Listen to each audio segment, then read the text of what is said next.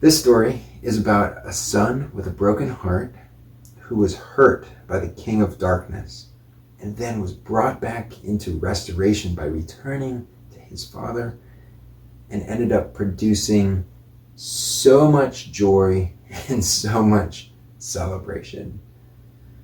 And a second son who was enslaved to religion, the religion of try harder. So let's dive in. So imagine you and I are on a dusty road heading outside of a town, outside of ancient Israel. The crops around look absolutely terrible. The trees, their leaves are drooping.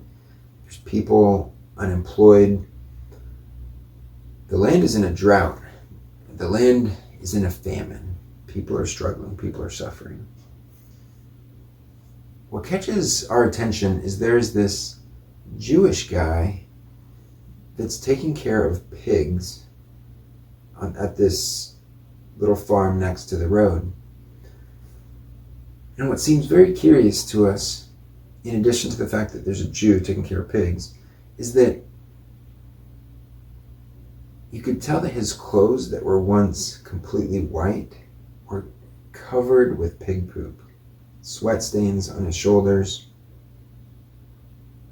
And as he looked up at us, there was an emptiness in his eyes. There was shame in his shoulders. There was wounds on his feet. You could see the dried blood.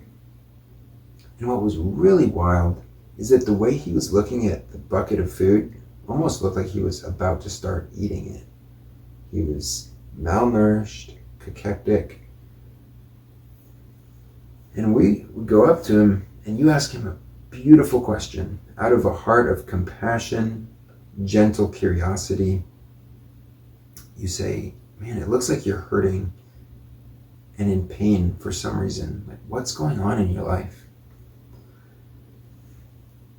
And he opened up and just shared his story. He said, I had this father that was known in the whole region to be a good father.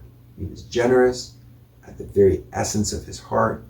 He was filled with joy, gentleness, and he was patient. But as I was just working for him, I ended up just getting to the point where I said, Dad, I don't want to be part of you in your life anymore. Give me my inheritance. I would almost just rather you be dead at this point.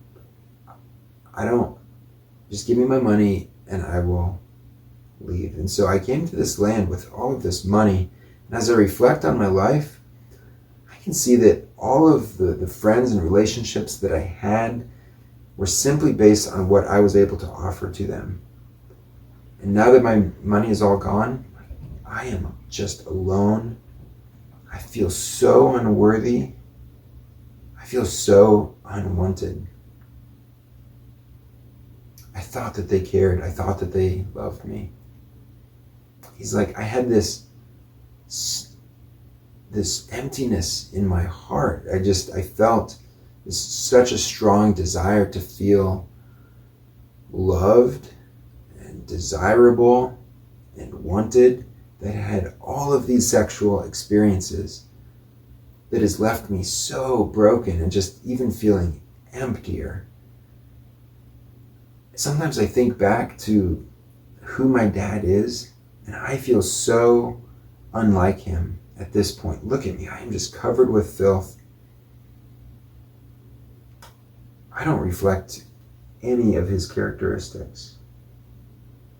It's like sometimes I think about going back to my dad and just saying, I am so unworthy to even consider your son.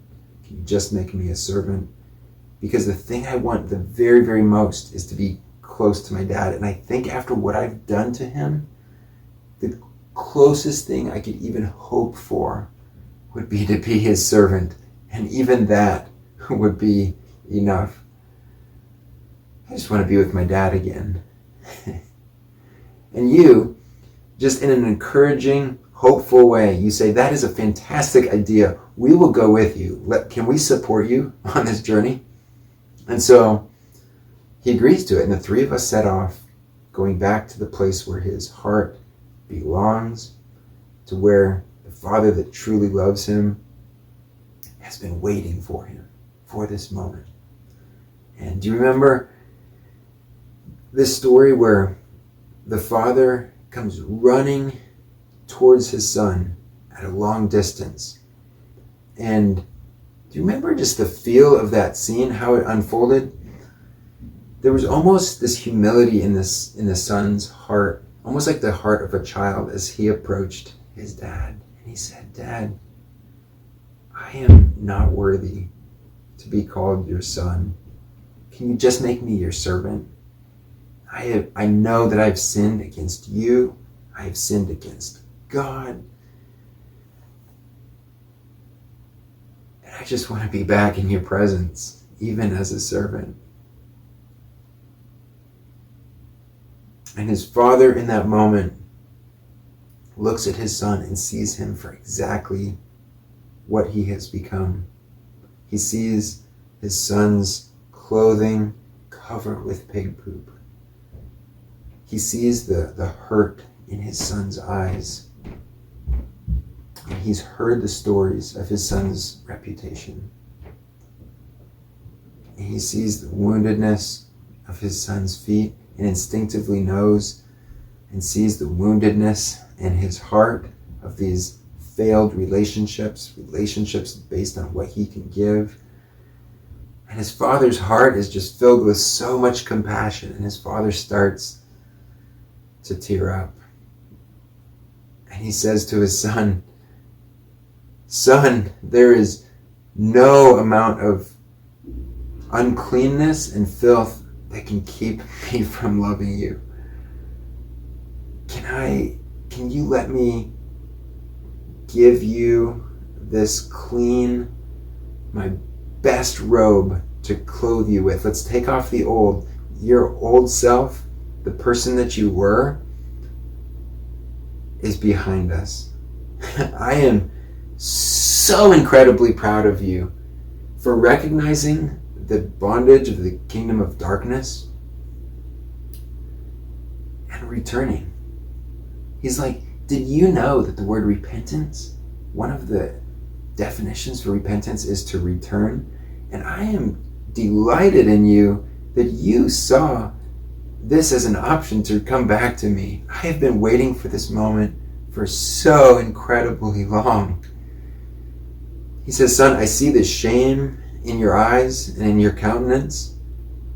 But here's the thing, son, as we walk this journey together, I want to give you my authority. Here's a ring such that when you make a decision, your decision carries with it my authority. And I am so proud to introduce you to everybody in my sphere of influence that you are my son. And I want you to carry my authority and my decision-making capacity. And as we walk in this journey and you learn my heart and your heart gradually becomes more like mine, this is going to be awesome for both of us." And he's like, "Son, take these shoes. Like, I see these wounds, and my greatest desire is to heal your deepest wounds." And they embrace. And as we start walking back together, there's like a joy and a lightness in his step as they banter back and forth. And as they're talking, the father all of a sudden gets excited. He's like, "You know what? I have an idea. Let's take the life and let's sacrifice my most precious, valuable animal, the fattened calf. And let's celebrate that you and your heart that was dead in captivity, in bondage, in the darkness that tried to destroy you, you have been brought back to life." And that evening, there was an incredible celebration at the father's house where everybody under the care of this father was present. And this family of the king, these children of the king. They instinctively understood that each one of them also had in some way been affected and hurt and in bondage to the darkness. And they were each on this journey of becoming more like the king, to understand the culture of his heart and becoming more like him. And as a result, nobody had on a mask of inauthenticity. They were real, genuine, and honest. They were able to celebrate each other's victories. They were able to hurt when each other was hurting. When the gravity of the darkness tugged at their heart, they were able to, with complete honesty, share with each other the draw back into the darkness. And they were able to encourage people to think about the medium and long-term impacts of those decisions, knowing that the way of the Father and the culture of the Father was the pathway to joy, true peace, and true contentedness. There was like an incredible unity that I felt, and that I think you felt, as we were there celebrating with these people. So excited that this son had now returned, and the past was completely in the past. He's reborn into this family, and there was so much delight and so much love. Everyone was in a celebratory mood except for the older son. So he was about to enter in. He heard this celebration. He's like, what's going on? The father comes out to him. Before his dad could say anything, he was like, I am so angry right now. I have slaved for you for all of these years, and you haven't even given me a goat to celebrate with my friends. Like, the way this transactional relationship is supposed to work is I am supposed to perform out of duty, obligation, follow your rules, be the perfect son, and you are supposed to just give me things. You are failing, you always have, and I am bitter as a result of it.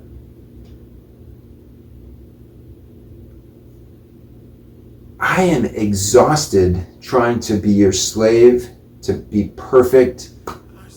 What more can I do to earn your affection, to earn your attention, and to earn your favor?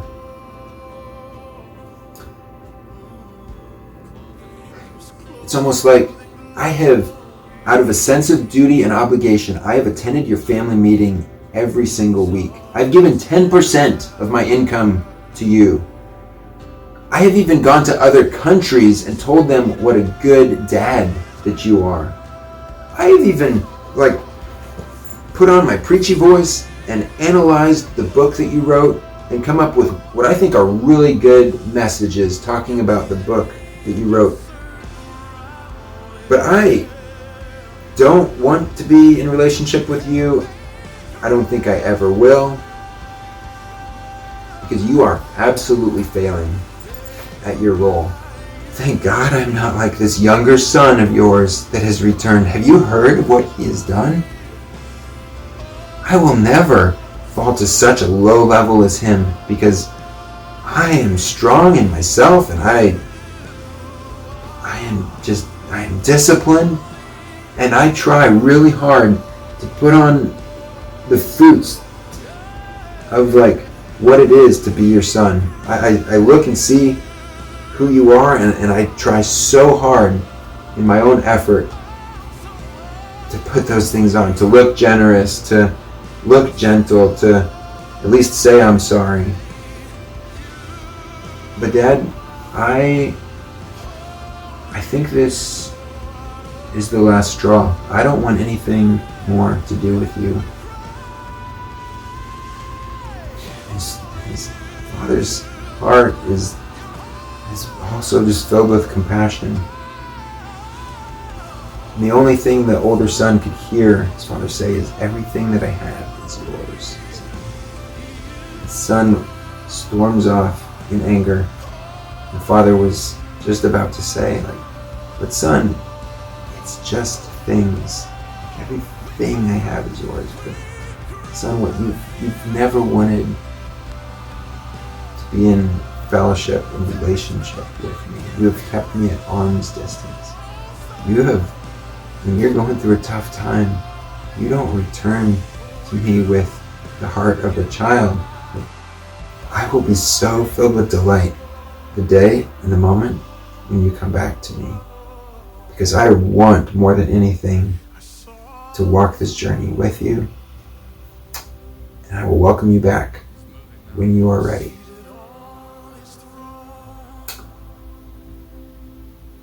So how can this influence the way we see people and influence the way we engage with people in this hurting world that we live in? For one, I think that question that you asked at the beginning was beautiful, and I think a great example of what it looks like to enter into people's worlds. I see this about your life. I see that you're hurting. I see it seems as if you're believing this lie. I see this, or I see that.